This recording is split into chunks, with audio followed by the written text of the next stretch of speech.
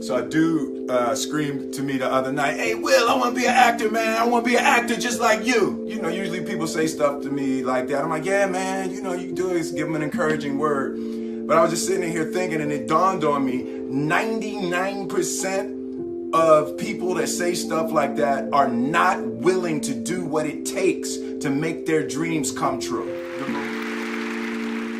Let me tell you about my mom. My mom was 42 years old when I was born, and she started exercising for the first time in her life. She started by running around the block, and then she started doing 5K races, and then she started doing 10K races, and after that, she ran a marathon, and after that, my mom did a triathlon. By the time she was 57 years old, my mom was trekking uphill to the base camp of Mount Everest. And let me tell you about my dad.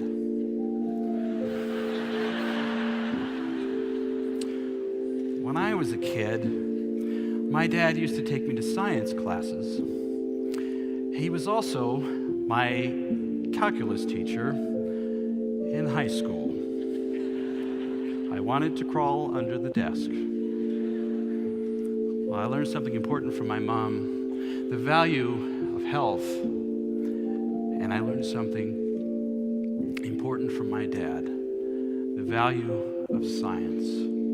And these two values have guided me on my trek through life, and they've helped me appreciate an epidemic that we are all facing. And it's not Ebola. Instead, it is the epidemic of unhealthy living. 500 million people worldwide are obese.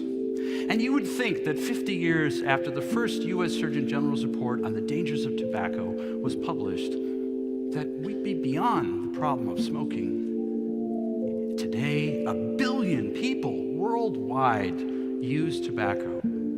Tobacco and obesity are two of the most preventable causes of premature death. Solving these problems is like trying to solve a jigsaw puzzle. We engage in unhealthy behaviors because of our genetics, because of brain neurotransmitters, because of environmental influences such as peers and the media. Each of those pieces of the puzzle are not things that you and I can solve on our own. But there is one piece of this puzzle that may hold the key. Our choices about what we do with our cravings to engage in addictive behaviors like smoking or in... The thing about self-discipline is that it is necessary for everything you do in your life. You have to be self-disciplined. If discipline comes from somewhere else, it's very, very hard to remain consistent because you tend to resist. It's wild because I see trainers and they're in the gym with people, and you know, the guy or girl that they're working out hates their workout, hates it, because the discipline is coming from somewhere else. It's something that you dread every time you go in. You don't really want to do it. It's like, but oh no, my trainer's here. He's about to, beat me up and make me feel crazy. Well, the truth is, every trainer should work his way out of your life. Anybody who's working you out, your teachers, your trainers, your people, they have to train you to get out of your life. So you can go ahead, do your own workout, do your own thing, practice self-discipline. The Marines have a saying, everybody wants to go to heaven, but nobody wants to die. And that's just real. At the center of bringing any dream into fruition is self-discipline. Something as simple as food and eating. It's not about your body as much as it is about your mind. It's getting command of your mind to be able to choose actions that are in your own best interest. Every day, we are choosing shit that's not in our own best interest. Right? So if the world is attacking you and the world wants to fight you and the world's trying to hold you down, so you're going to kick yourself in the balls? So you're going to stop yourself from getting what you dream. Self-discipline is the center of all material success. You cannot win the war against the world if you can't win the war against your own mind. I feel like your diet isn't only what you eat, it's what you watch, it's what you read, it's what you listen to. And so I'm mindful of what I ingest. And so basically there was nothing there that was feeding me. You know what I'm saying? I have a computer, that's enough. And there I can pick and choose what, what feeds me. I didn't have a TV because I wasn't trying to be fed by that. It's like the same way that some people don't eat meat. You know what I'm saying? It was just a matter of me minding my diet. Or in overeating. Our choices. There is a new science of self-control that may hold the key to reversing these epidemics. It's called willingness. Willingness means allowing your cravings to come and to go while not acting on them by smoking or eating unhealthy. But actually, I'm not talking about willpower, and I'm not talking about power through your cravings. Instead, I'm talking about a different notion of cravings that looks like this. Dropping the struggle with your cravings, opening up to them, letting them be there, and making peace with them. Now, at this point, you may be very skeptical.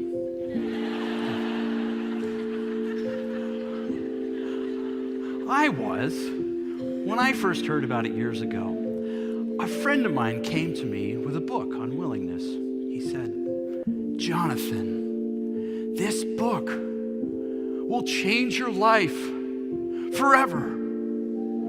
And I said, "Oh, okay, yeah, I'll check it out."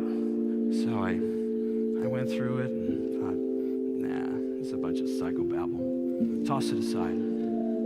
Until some years later, when my wife brought me to a workshop on willingness at the University of Washington. And I was blown away. So then I read the book, and then I read a lot of books on willingness, and I got trained in it. And what I learned was that willingness is part of acceptance in the acceptance and commitment therapy approach to behavior change. It's a broad approach to behavior change that's being used to help people with anxiety disorders, with addictions. Even some innovative companies are now using it to help improve their employees' performance and reduce their stress. Now, to understand why I was blown away, you have to understand the world that I live in. In my research world, a common way you help people quit smoking and lose weight is you teach them to avoid their cravings, avoid thinking about smoking, distract yourself from food cravings. There's a song from a Broadway show that captures this perfectly. It goes like this.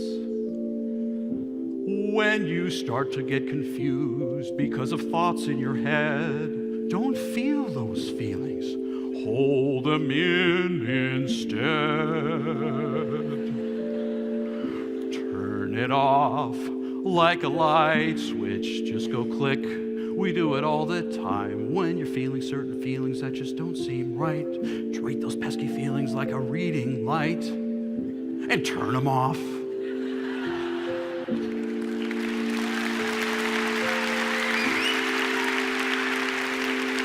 We all live in this world where the song we keep hearing is turn off the bad feelings.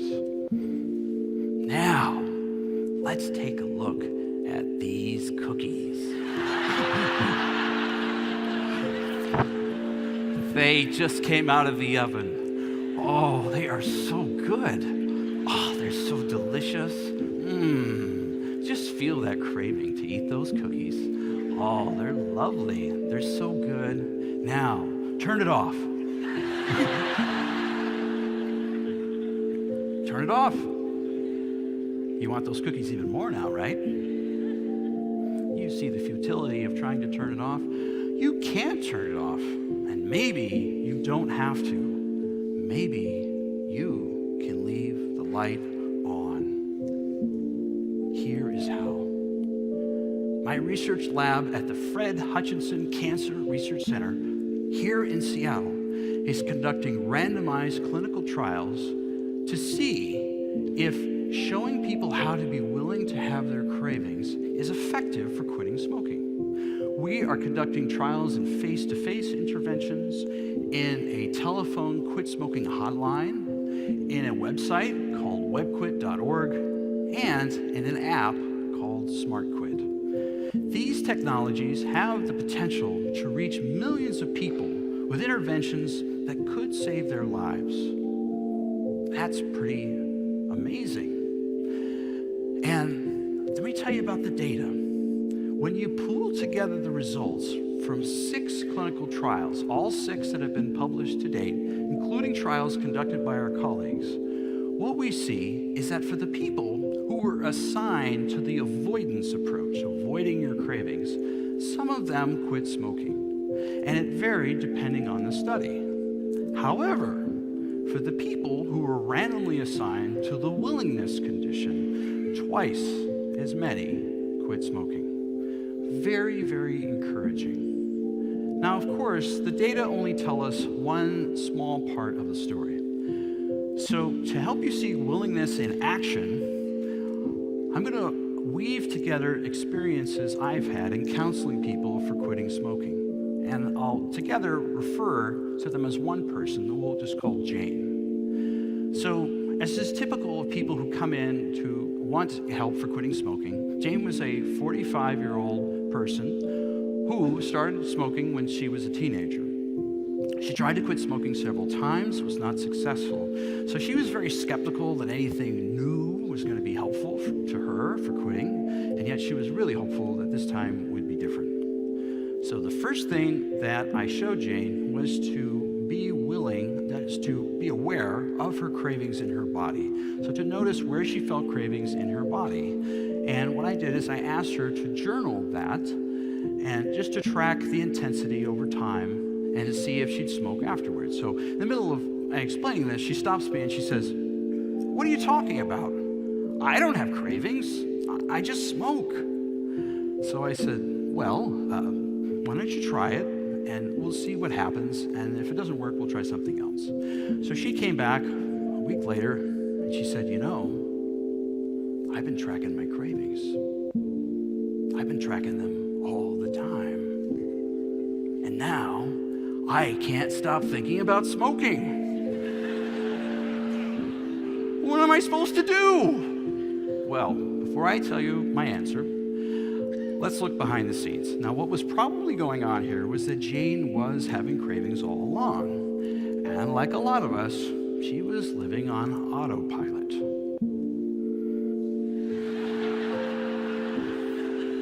You wake up in the morning, you smoke a cigarette, you have a cup of coffee, you smoke a cigarette, you get in the car, you smoke a cigarette. We're often just not aware of what we think and what we feel before we act. So, my answer to Jane was to be willing. And one of the ways I showed her to do that was with an exercise called I Am Having the Thought. So, one of Jane's thoughts before she had a cigarette was, "I'm feeling a lot of stress right now. I really need a cigarette." So I asked her to add the phrase, "I'm having the thought," like this. "I'm having the thought that I'm feeling a lot of stress right now. I really need a cigarette." Then I asked her to add the phrase, "I'm noticing I'm having the thought." So, "I'm noticing that I'm having the thought that I'm feeling a lot of stress right now. I really need a cigarette." Now, we can all do an exercise like this when we have any kind of negative thought. Like for my thought, that I'm boring all of you with my talk. And I'm having the thought that I'm boring all of you with my talk. So what this exercise did is it gave me a little bit of space between me and my thoughts. And it's in that space that I can choose not to run off the stage in front of 1,500 people. And the fact is, we don't act on every thought we had, because if we did, we'd all be in a whole lot of trouble. So this was helpful to Jane, but there was something else that was really difficult for Jane, and I felt a lot of compassion for her about it. And that was the judgment that she felt from people when she would be outside smoking a cigarette. The criticism from her husband, for being a smoker and the self-loathing that she developed about smoking. And she dealt with this shame by having a cigarette, which gave her relief temporarily until the shame came back. So I said to Jane, what would it be like if we tried to honor this feeling of shame as part of the human experience? If you had a close friend who was feeling shame about smoking, I said to Jane, what would you offer this friend as words of caring and kindness? And could you then offer those words to yourself, Jane? And she looked up and she had this look of this temporary respite from the shame, which made it just a little bit easier next time not to act on the craving. So here is the secret to self-control. The secret to self-control is to give up control. Because otherwise, we get into a tug of war with a monster, a craving monster. And the craving monster says, come on, smoke a cigarette. Come on, have that cookie. Come on. And you're on the other side saying, no, craving monster, I'm going to distract myself from you. I'm going to ignore you. No, no, no, no. And craving monster says, no, no, come on, you know you want it. And you're just back here, and you're going back and forth and back and forth, and pretty soon the craving monster overpowers you. You have that cookie, you have that cigarette, until the craving monster comes back. And then you're in the tug of war again, doing what we've learned how to do. Unless you drop the rope. And what you discover is if you just allow the monster to occupy a space in your body, you discover in a few minutes that the craving monster is not as threatening as he appears. And sometimes he even goes away. As we break for lunch, we're going to have choices of what to eat.